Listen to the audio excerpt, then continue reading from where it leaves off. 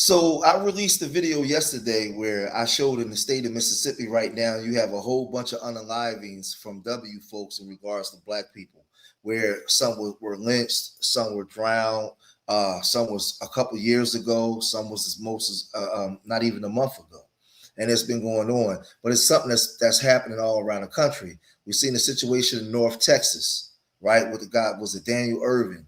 We see the situation with Gerard Jackson up in Michigan, right? We're seeing a whole bunch of different cases. The young woman, Tonia Miller in Miami, that's happening all over the country.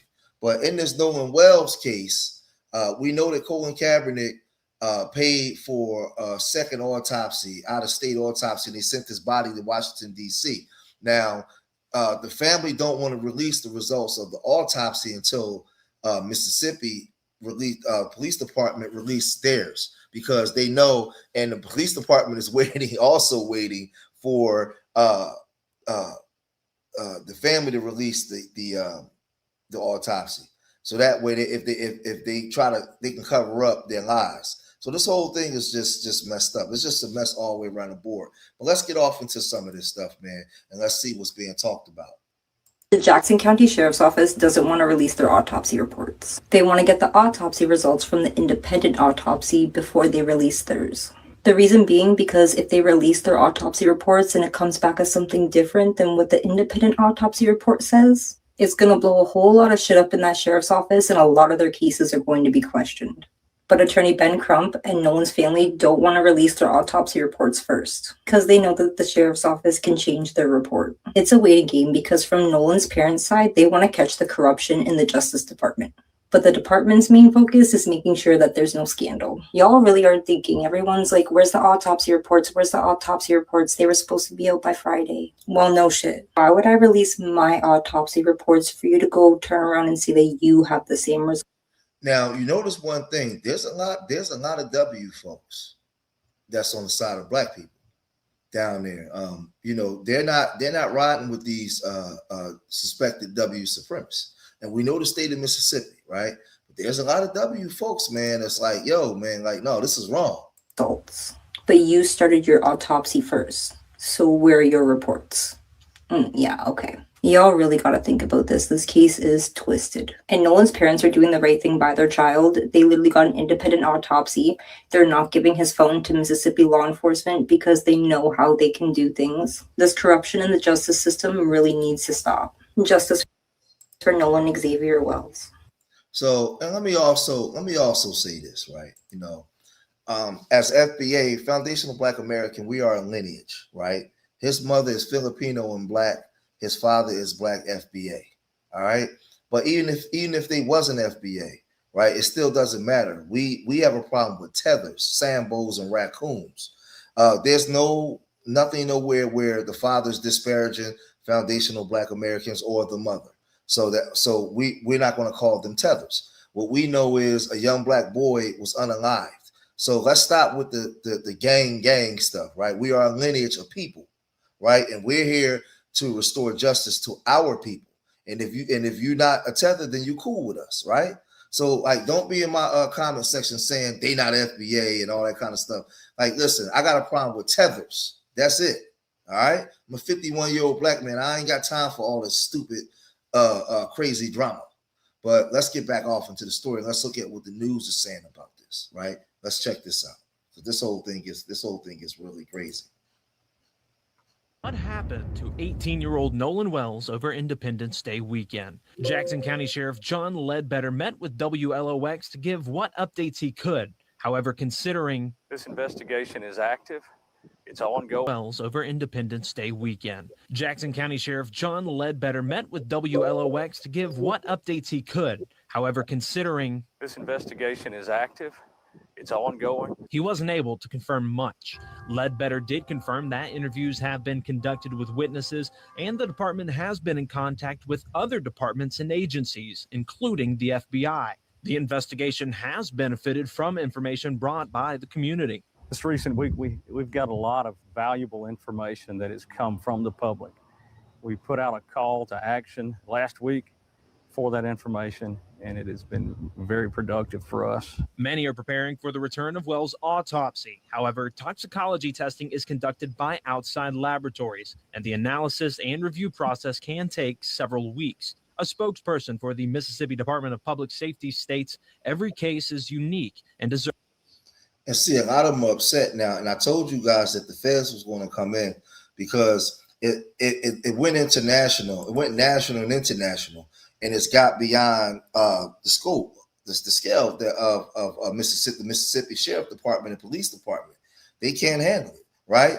And on top of that, they're under people are watching them. They're under the microscope, and they're under scrutiny from so many people because we know the history of Mississippi. And like I said, people say, well, you think the feds or this Trump's DOJ? No. They're going to come in. Once they come in, because everything is under so much scrutiny, there's going to be problems. I believe. There's a thorough review. Therefore, cases cannot all be handled the same way or in the same timeline.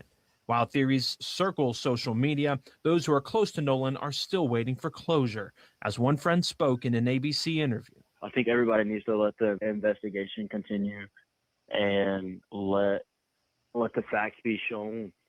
And if the fact shows that somebody harmed Nolan, I hope that there is justice brought. And if it was a tragic accident and somebody didn't speak up, I still hope justice is brought. The facts is the only thing that's going to overturn that. So that's what I'm just waiting patiently to see before I think anything else. So Law and Crime was also reporting on this because we talked about the feds. We talked about the feds taking over the case, and they came in and they broke down a lot of stuff. I lost my best friend. Two things changed in this case this week, and neither one has gotten the attention it deserves yet. The FBI is now involved, and the young woman at the very center of this entire timeline dispute, the one whose account either confirms or destroys the story Nolan's friends told, has finally had her side of things put on the record through her own family. We're going to walk through both carefully and separate what's actually confirmed from what's still just circulating. Jackson County Sheriff John Ledbetter gave an update recently, and it contained two details that hadn't been part of the public record before.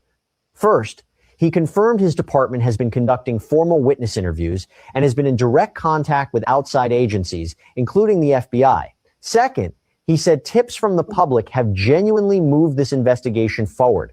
In his words, this past week brought in a lot of valuable information from the public after his office specifically asked people to come forward. He called that response productive. He was also direct about where things stand more broadly. This investigation, he said, is active. It's ongoing. Coming from a sheriff whose earlier public comments, particularly the phrase "no foul play was suspected," drew significant criticism and confusion, this update reads differently. It's more measured, more procedural, and notably avoids repeat. And they think they slick.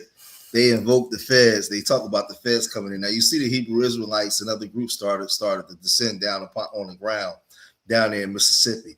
Now this sergeant or whatever he is, right? He's gonna have to actually do something now because, like I said, he's under scrutiny. And I'll be surprised if I don't see him coming with some resignation or resigning papers if he don't get out there and do what it is that is asked of him, because it's getting to a point where they can't cover stuff up. It's just too much. We're in the age, remember I told y'all, we're in the age of cameras, computers, cell phones, everything. What you did in the dark comes to light now. There is no more privacy. So there's more information. All the feds got to do now is come in and put the squeeze on people. Once they come in and start putting the squeeze on people, oh man. Any language that could be read as prematurely closing off possibilities. Whether that shift in tone reflects a genuine change in approach or simply a lesson learned from how badly the earlier wording landed publicly isn't something we can know from the outside. But the language itself has clearly changed. Before this gets overstated, it's worth being precise about what's actually been confirmed here. Ledbetter said his office has been in contact with the FBI. That is a real, meaningful development, but it is not the same thing as the FBI taking over this case or opening a formal federal investigation of its own. Local and state investigations bring in federal agencies for a range of reasons: forensic resources, jurisdictional questions. the feds is going to end up getting involved if they don't release that autopsy. They take it a long time because what's going to happen is it's going to be looked at as a hate crime or a cover up. So this is why they went and got the independent autopsy, and they're holding Nolan Wells and his team is holding the autopsy because the state of Mississippi took the autopsy first, and they want to, hey, listen, put the information out. We got ours, put it out. You should have had it by now, right? And because, like I said, if they put it out there and the autopsy shows that there's some discrepancies or lies, now the feds are coming and they'll take over the case because they'll know that they was covering up a hate crime, right? A heinous hate crime. So I'm gonna say this again for the people in the back that's slow. Whatever results that they got back, the Nolan Wells family got back from the medical examiner, they're holding off until the state of Mississippi put theirs out. And when the state of Mississippi put theirs out, if they can see that there's discrepancies or lies, then they can get the feds to take over the case, because then they would know that in typical Mississippi fashion, they're covering up a hate crime. Digital evidence recovery without that contact, meaning the case has fully transferred to federal hands. What it does suggest is that Jackson County's own investigation has expanded beyond what a small local sheriff's office typically handles alone. Combined with an independent autopsy being conducted separately in Washington, D.C., and Crump's earlier public question about whether the Mississippi Bureau of Investigation should take this case over entirely, this is now a case being examined from multiple directions at once, not just one. It's worth understanding, generally, why a local sheriff's office might reach out to the FBI in a case like this, even without any formal takeover. Federal agencies often bring specialized digital forensics capabilities that smaller departments simply don't have in-house, particularly relevant here given the ongoing questions about deleted phone content. They can also assist with cross-jurisdictional coordination, useful in a case where witnesses, family members, and now 2 separate autopsy teams are spread across multiple states. Yeah, y'all not fooling us. We already peeped the game and what they're doing. And right now they scared that water look good too. It look clean. It don't look like that water don't look like the water up here in Philadelphia and in Jersey, or when you go down to the beach in Jersey. That water look, you can actually see through the water. Our water, man, is black. None of that confirms any specific federal role in this case yet. But so what I'm gonna do, I'm gonna cut it there. I want you guys to understand that the feds are going to end up coming in and taking over this case. They're going to have to, because the Mississippi Police Department is not being transparent in their findings, and there's too many discrepancies and holes in a lot of the witnesses, and they're holding off a lot because they're scrubbing and erasing a lot of stuff, right? But if it come out that he was beaten, oh man, this thing gonna get real crazy, man. This thing gonna get real crazy. All we know is a body turned up, right? But y'all gotta let me know what y'all think, man. If you made it this far in the video, hit that like button, subscribe to Street Media TV, leave your comments in the comment section. Remember, I love y'all. Till the next time. Peace.